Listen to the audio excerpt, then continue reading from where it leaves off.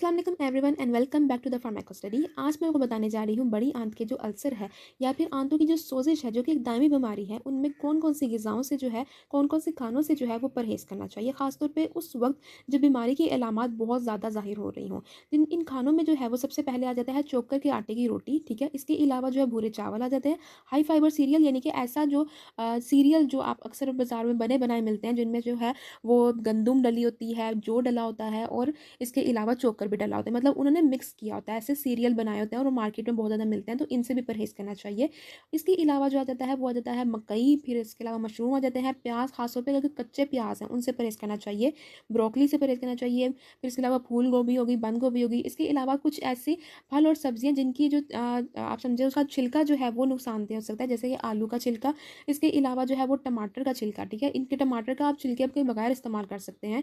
इसी तरह शिमला मिर्च वगैरह हो गए जिनके अंदर बीज भी खासतौर पे मौजूद होते हैं। इसी तरह अगर फलों में देखें तो इसमें अंगूर आ जाते हैं, स्ट्रॉबेरीज वगैरह आ जाती है, क्योंकि इनमें बीज साथ होते हैं। तो वो बीज क्या होते हैं और ये सारी चीज़ें अक्सर असल में इनको मना क्यों किया गया है या इनसे परहेज़ क्यों कहा गया है, क्योंकि ये जो है मज़ीद सोजिश का जो है वो बाइस बन सकती हैं। इसलिए खासतौर पे जब मैंने आपको बताया कि जब जो बीमारी की जो कंडीशन है, बीमारी के जो अलामात हैं वो बहुत ज़्यादा ज़ाहिर हो रही हों, ठीक है, उस टाइम इनसे ख़ास तौर पे परहेज़ करना चाहिए। फिर इसके अलावा कोई भी ऐसा फल जिसमें बीज जो है वो अक्सर हम लोग साथ ही ले जाते हैं, ठीक है, तो साथ ही खा जाते हैं, उसमें जो है वो उनको जो है वो परहेज़ करना चाहिए। जैसे मैंने आपको बताया स्ट्रॉबेरी हो गई या फिर जो अंगूर हो गए, इसी तरह ड्राई फ्रूट है उनसे भी परहेज़ करना चाहिए, पॉपकॉर्न हो गए उनसे परहेज़ करना चाहिए।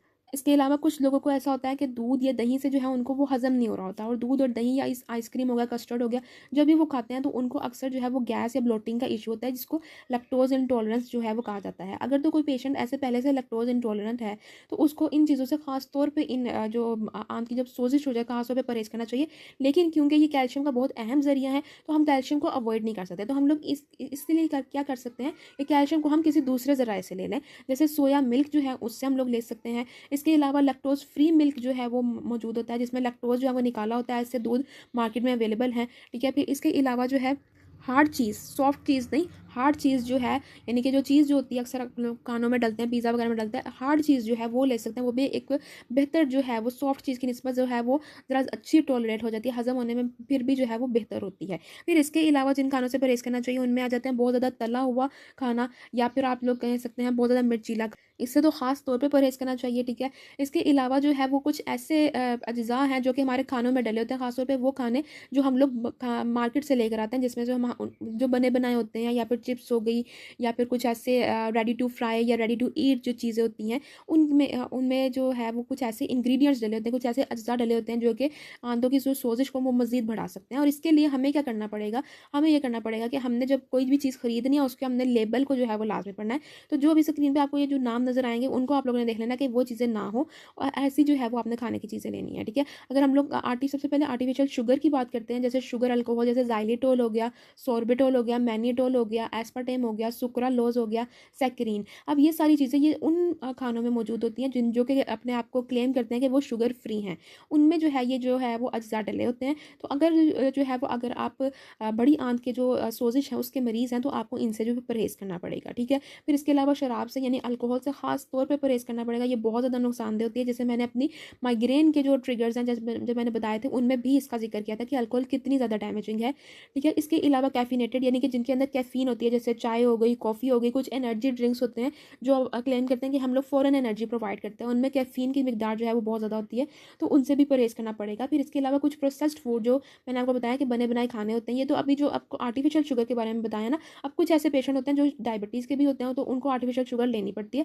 तो ये हो सकता है कि जब उनको बीमारी की अलामत मैंने जैसे आपको पहले बताया, क्योंकि ये खाने कुछ ऐसे हैं कि जो हमारी अक्सर पाकिस्तानी डाइट या इंडियन डाइट में बहुत ज़्यादा जो है वो इंक्लूड है। तो इसमें किया जा सकता है कि इनसे थोड़ा-सा परहेज़ किया जाए, इनकी मिकदार को कम कर दिया जाए। जब बीमारी का हमला ज़्यादा हो तो उस वक़्त इनको ख़ास तौर पे जो है वो ज़रा ज़्यादा कम कर दिया जाए, ठीक है ना।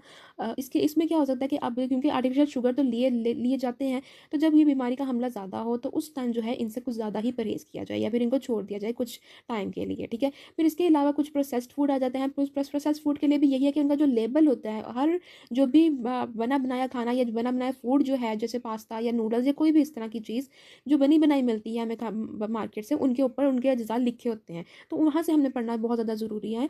और इसी तरह एक्सपायरी डेट वगैरह भी हमें पढ़नी चाहिए, ठीक है। अभी हम लोग अज्जा की बात करें तो मैं मज़ीद बताती चलूँ कि कार्बोक्सी मिथाइल सेलुलोज आ जाता है, ये भी नहीं होना चाहिए। पॉलीसॉर्बेट 80 कैराजिनिन जो है वो नहीं होना चाहिए, ठीक है। इसके अलावा माल्टोडेक्स्ट्रिन हो गया, टाइटेनियम डाइऑक्साइड हो गया, सल्फाइड हो गया, गोरगम, ये सबसे भी परहेज़ करना पड़ेगा। और इससे बचने के लिए हमें कोई भी जो प्रोडक्ट, कोई भी हम लोग खाने की चीज़ अगर बाहर से बनी बनाई लेते हैं या कोई भी पैकिंग में जो खाना हम लोग लेते हैं बाहर से, उसके हमें अज्जा पढ़ने पड़ेंगे, ठीक है। इसके अलावा जो सुर्ख गोश्त का रोज़ाना की बुनियाद पे इस्तेमाल जो है उससे थोड़ा सा परहेज़ करना पड़ेगा। इसके बजाय जो है वो चिकन इस्तेमाल किया जा सकता है, मछली इस्तेमाल की जा सकती है, अंडों का इस्तेमाल किया जा सकता है, या फिर टोफू जो कि सोया मिल्क से जो है वो बनता है, जो को लोग खाते हैं उनको अक्सर जो है वो ये एक अच्छा सोर्स है, ठीक है। कैल्शियम का भी आ जाता है और इसके अलावा जो है प्रोटीन का भी अच्छा सोर्स है, तो लिया जा सकता है। लेकिन अगर सुर्ख गोश्त का इस्तेमाल भी है तो लेकिन रोज़ाना की बुनियाद पे ना लें, ठीक है। हफ्ते में एक दफ़ा लिया जा सकता है, खा सकते हैं। इस तरह की मज़ीद मालूमाती वीडियो के लिए मेरे चैनल को ज़रूर सब्सक्राइब कीजिएगा।